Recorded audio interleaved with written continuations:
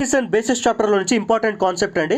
And మనకు acids ఎప్పుడు కూడా బ్లూ లిట్మస్ పేపర్ని రెడ్ కింద కన్వర్ట్ అయితే ఇది చదవండి, నేను చదువుతా మళ్ళీ బూత్ అంటారు. So blue to red convert వచ్చేసి యాసిడ్స్, మీరు గుర్తుపెట్టుకోవడానికి ఈజీ ట్రిక్ ఇది. సో బ్లూ నుంచి రెడ్ కన్వర్ట్ చేసేది యాసిడ్స్, రివర్స్ వచ్చేసి red to blue litmus test వచ్చేసి బేసెస్. మీకు చూడండి ఇక్కడ బ్లూ ఉందా, blue blue blue blue blue కిందికి వచ్చేసరికి ఇక్కడ రెడ్ అయింది చూడు, acids blue to red convert అయ్యేది యాసిడ్స్. ఇక్కడ చూడు red red red red red ఇక్కడికి వచ్చేసరికి బ్లూ అయింది.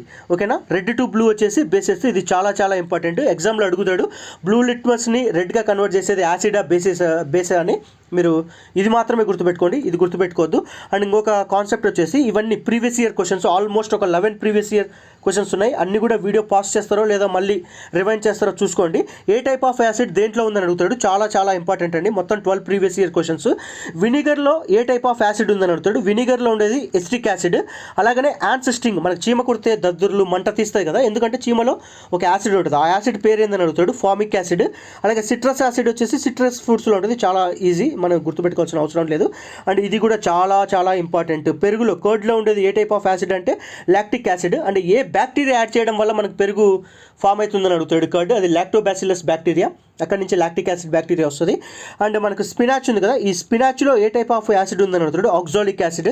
అండ్ ఆమ్లా అండ్ సిట్రస్ ఫ్రూట్స్లో ఏ టైప్ ఆఫ్ యాసిడ్ ఉందని అడుగుతాడు, ascorbic acid. And tartaric acid వచ్చేసి టామరిండ్, గ్రేప్స్, అన్రైపన్ మ్యాంగోస్ అంటే పచ్చి మ్యాంగోస్లో ఈ టైప్ ఆఫ్ యాసిడ్ ఉంటుంది. అన్నీ కూడా ప్రీవియస్ ఇయర్ క్వశ్చన్సే.